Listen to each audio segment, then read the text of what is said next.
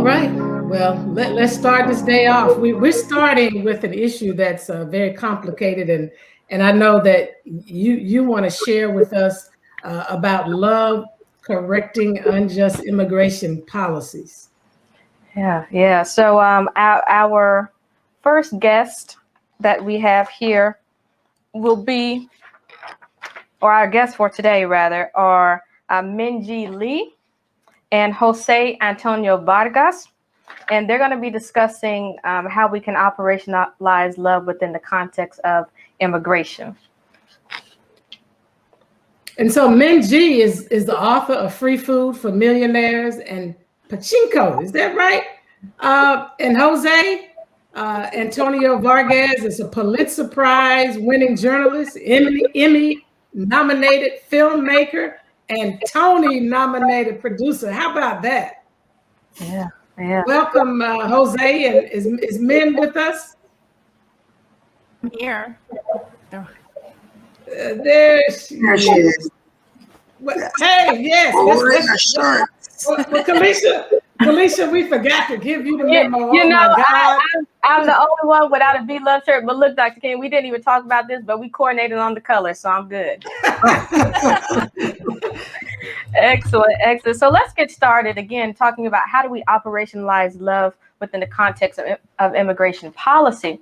So when we think about the issue of immigration, it's so politicized and polarized. So how do we move beyond that to get to the human element when it comes to immigration? Jose, let's start with you. Well, first of all, it's really an honor to be with all of you, and especially on this day. And also, let me just say, if you have not read Pachinko, if you don't know Minji Lee, you have to. She is amazing, one of the best writers working in America today. Oh. So I'm just really honored to be here with her, and both of us as immigrants. So look, and thank you for mentioning the fact that this is one of the most complex issues in America today. Like, I would actually venture that not too many issues are as discussed, yet as misunderstood as immigration is in this country. Right. And it's the most polarizing. It's the most polarizing, right? But I think for me, what's really important, especially today, is that we actually know the facts of the issue, right? Like in the state of Georgia, 1 out of 10 resident is an immigrant in the state of Georgia, right? The reality is, in this country right now, immigrants, especially undocumented immigrants. So I'm an undocumented immigrant myself. And I have to tell you, I was brought here when I was 12 from the Philippines. And then I found out I was undocumented when I was 16 years old when I tried to apply for a driver's license. And for me, a Bible, one of the Bibles was a letter from the Birmingham jail. Reading that to me. And I have actually committed to memory some of the quotes, in that. And I remember underlining, in the essay, in this small book, right, which is a long essay, when Dr. King said, one has not only a legal, but a moral responsibility to obey just laws. Conversely, one has a moral responsibility to disobey unjust laws. Yes. It was the first time I had ever heard the term unjust laws. So I studied it, and then I started thinking, wait, like, I'm an illegal alien in people's minds. Is that an unjust law? So when I think of love, it's incredible how Dr. King wrote that, book in the context of the struggle of African Americans in this country. But someone like me can find myself in it. Right? Mm-hmm. When he wrote that about the fact that our lives are interconnected, about we have a shared humanity, it spoke to an undocumented young gay Filipino in Mountain View, California. So to me, that's an expression of love, a deep expression of love. And so that's why I'm really, really honored to be. And can I just interject here, Jose, because you said something that triggered me that Kalisha and I spoke about last night. Language also in this discussion is so important. What often polarizes is the language that we are using when we're talking about these complicated, complex issues in our society. You know, when we cast people in the light of being alien, I'm like, there's no human being that is an alien. So language is important. Or we say, these people are illegal. No one is illegal on the face of the earth. This earth was created by God, and all of us inhabit the earth.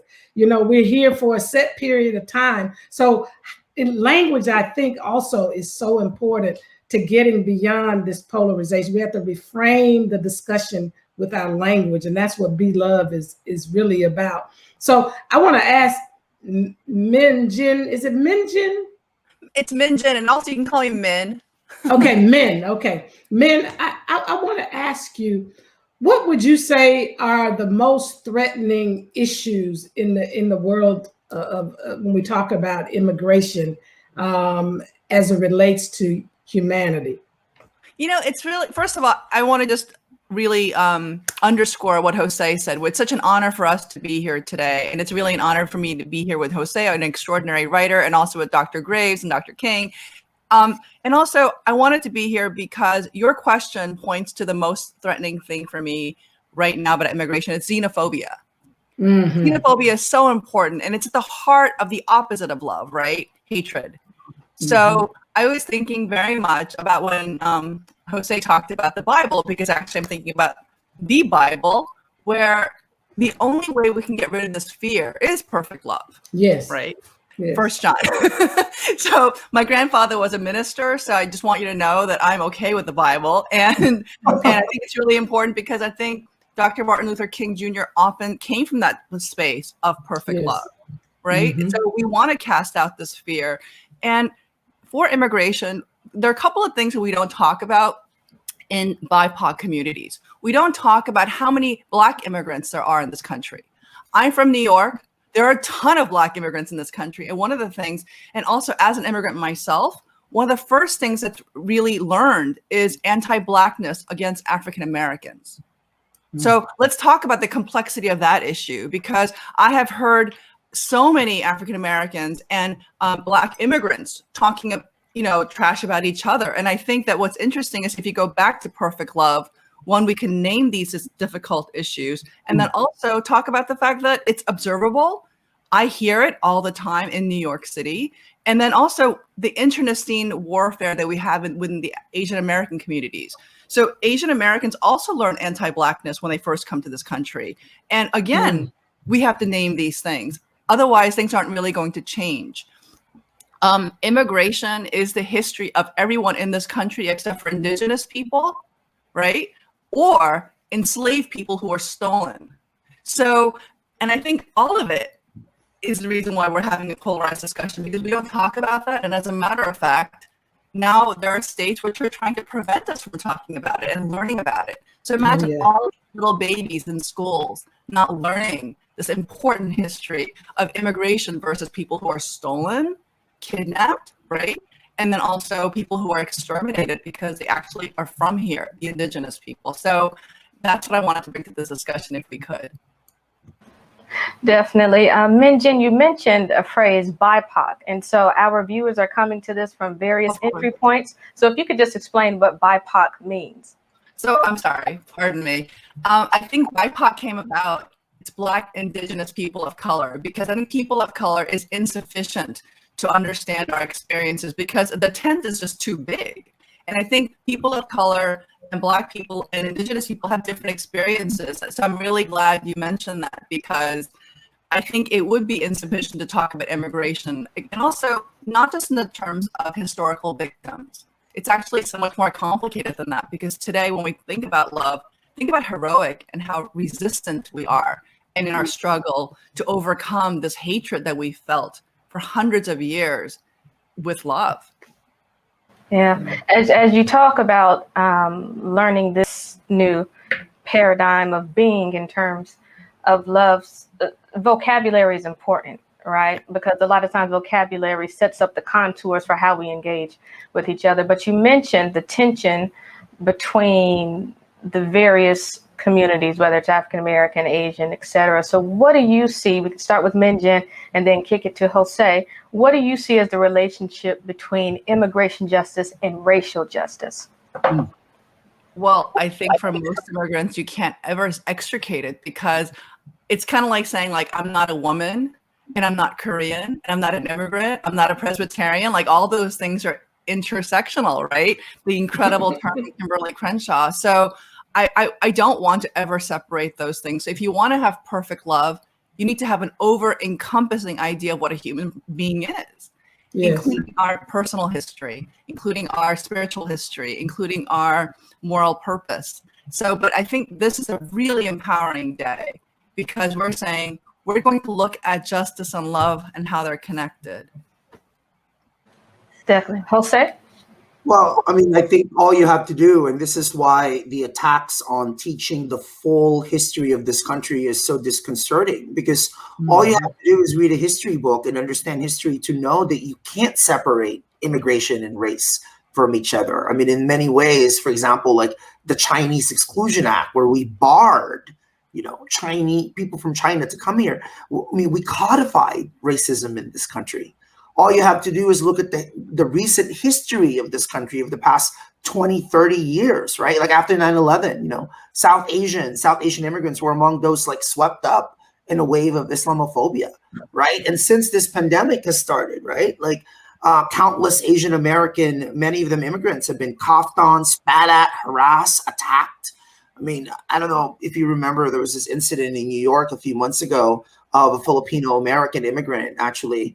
I mean, I'll never forget this. His face was slashed in the subway, and he was interviewed afterwards, and he said, "Nobody came, nobody helped, nobody made a video," right? And so, in many ways, immigration and race have been are really, really married, and yet in the psyche, in our narratives, in our conversations, we don't marry them, and this is where we see it really, for me, in my experience in the past 10 years at Define American, the burden that fall on Black immigrants in this country. I don't know if you all know this, but in the 1970, right, 1 out of 100 Black Americans was an immigrant. Today, 1 out of 10 Black people in this country is a Black immigrant, right? And yet, in so many of the conversations around undocumented immigration or unauthorized immigration, Black immigrants are left out. Right, in the state of Georgia, right, where Jamaican immigrants are actually a big part of the population. I don't know if you all know this, but undocumented students in the state of Georgia are not allowed to go to the top schools. That's the University of Georgia, that's Georgia Tech. If you're an undocumented student, even though you grew up in the state of Georgia, you have to pay out-of-state tuition fees, right? There's a great, actually, organization in Georgia called Freedom University that for years have been helping undocumented students. So please check them out if you don't. And the last thing I'll say, because I want to get really tangible about this, there's only 16 states that allow people like me to drive, right? We all know that undocumented workers in this country work, right? But in most states in America, including most states in the South, we can't drive. We're not allowed to drive. And that's what it means to be undocumented. You don't have documentation. Although all of us know that we drive. Like, how are we going to get to work? How do people get to church? How do people go to school? Right? So these are, sometimes when I think about what's happening, I do think about, Dr. King and how it would have stood up at a moment like this. And I think it's really being called upon all of us to figure out how can we stand up at a time like this, and how we can spread love in ways that, we may not even be thinking about. So speaking about undocumented and all of the other issues around immigration, and this being Be Love Day, what do you see as the humane pathway to citizenship? Because we've been struggling with that in this country. In fact, I was speaking to Dr. Graves last night, and I was telling her that we got a chance at King Center to participate in the New Citizens, what do they call it? It's not inauguration, but swearing in. Swearing in, exactly. And after having conversations with people and considering how rigorous it is to become a citizen here, first of all. Secondly, thinking about these tests, how do you really test for citizenship, and the fact that most of us who were born, in this country that are considered, citizens could not pass the test. So let's talk about that. How does love show up? Because we need to send a message to Capitol Hill about, this humane pathway to citizenship and the need to figure it out. I mean, we've been wrestling with this forever. Min, you want to start first? I think the humane pathway to citizenship has to be a recognition that our experiences are actually quite similar. I think that Dr. Right. Kim, when you mentioned that it would be difficult to pass that test, you are actually recognizing the humanity of people who have to pass that test who may or may not even speak English. And also for DACA dreamers, right? How do we think about children? Like I have students at my college. When I think about, they're just babies. And we're saying they're not actually babies. They're not children. They're not somebody's daughters and sons. By not recognizing that their experience of being considered, God forbid, like illegal, right? Undocumented, unwanted. However, all this fear has to do with this idea that our resources are so scarce. Yeah. Right? All of it comes down to this idea of scarcity. But actually, America is a very big country. And if you want to become a capitalist right now, like we can talk about this economically because I'm not afraid of money.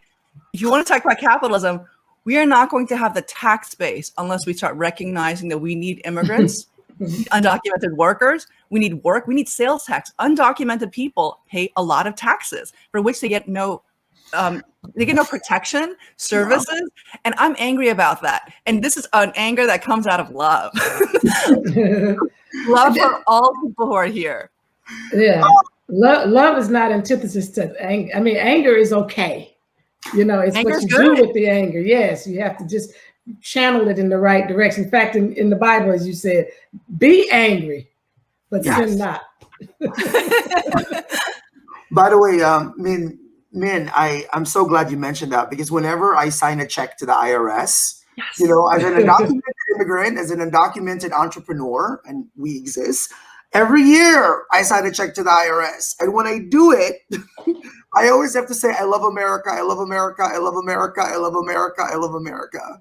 Because I'm sending this check to the same government that calls me an alien, the same government that detained me in a detention cell 7 years ago, the same government that is preventing me from seeing my mother for the past 28 years. Wow. Since I arrived to this country, the same government that locks people up in cages in this country. That's where I'm sending the money to. But guess what? I'm happy to send it because I love libraries. Min and I have that in common, right? We learn to read and write because of public libraries. I'm a product of public school. I think it's important that we provide safety nets for all Americans, right? So, but that is coming out of deep love. And when you talk about citizenship, like, I don't know how many more years or decades I have to wait. Because, Congress, we have this thing right now where people want to support outrage. They don't want to support compromise. Compromise is like a dirty word, right? Like it seems as if Congress is there to just argue about issues and not actually solve them. So I don't know how long it's going to take. So I have to believe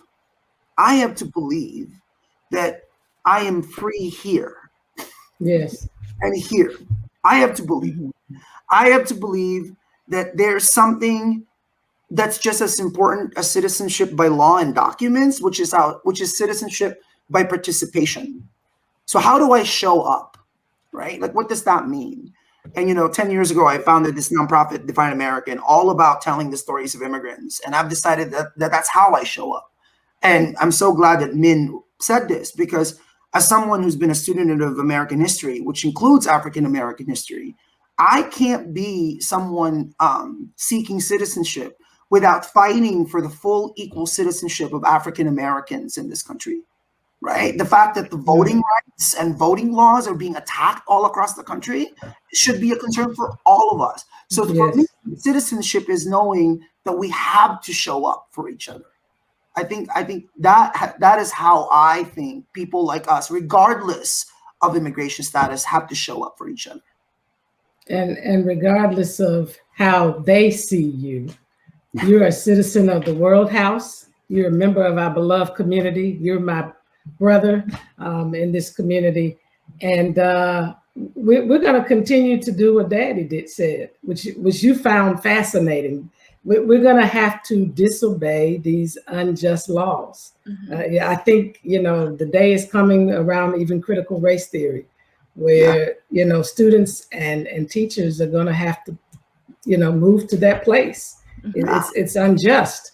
But, the final question, you want to ask them that final question about the practicality, Kalisha? Yeah, definitely. So what are some, we like to give our viewers strategies that they can apply in their everyday lives. So from a policy perspective, what are some ways that people can advocate? How can we kind of apply love within a policy context? What recommendations would you have, and what should we be paying attention to? That's a great question. I think one of the first things to do is to make sure you're really educating yourself.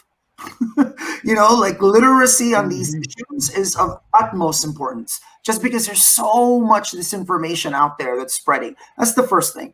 The second thing is I'm a firm believer that all politics is local, especially right now. So what can you do where you are, right? Like, how can you advocate for immigrants, regardless of immigration status, wherever you are? Because again, most states don't allow us to drive. Right now in this country, because we're still going through COVID, right? Undocumented immigrants, even though, as Min said, contribute to Social Security and pay taxes and all of that, we're barred from relief. Isn't that fascinating? We think of immigrant workers as essential workers, but we don't think of them as essential people. That is a fundamental disconnect, right? And this to me is really, really important, probably the most important. Is what uncomfortable conversations are you having within your own family and friends, right? Like, I have to say, Dr. King, you say that people are not alien, right? For me is huge. Like, I am here in this country illegally without authorization from the government, but I am a person, I'm not illegal, because people can't be illegal. So if that is something that we can communicate to our friends and neighbors and coworkers, that already will do a lot. Yes. Min, do you have any closing comments, or are you going to hang on Jose's and we're going to go with that? That was powerful. I think just one quick thing, and first of all, and lastly, thank you for letting us be here, is that if we can remember that we are not foreign to each other. Yes. That we are brothers and sisters and we are family members with each other, then I think that it's very easy to advocate. It's very easy to give asylum. It's very easy to remember that they have needs just like we have needs. So I really want to be love in the spirit of what we're fighting for. And I think that I love what you said earlier, Dr. King, is that it's not corny. It's not corny to love. It's actually fierce to love. It actually takes so much courage to love people that you think are foreign, but actually we're not foreign to each other because we're connected. And I thank you so much for all of your work. Thank you all. And thank you all for your work. And thank you for sharing with us today and really educating us and humanizing this issue. We appreciate you so much, and we look forward to sharing again in another context. This has been awesome. We are not foreign to each other.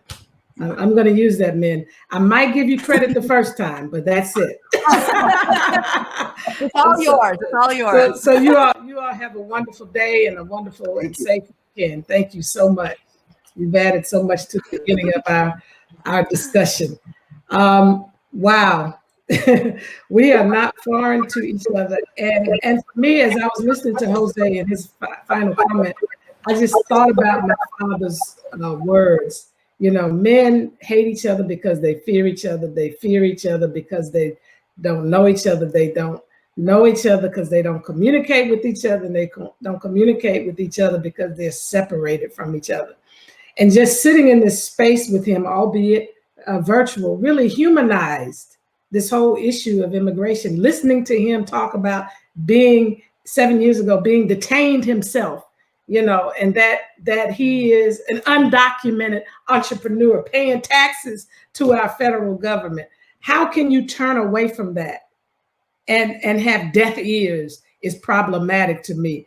Be Love recognizes that's a member of my family. He may hail from another place.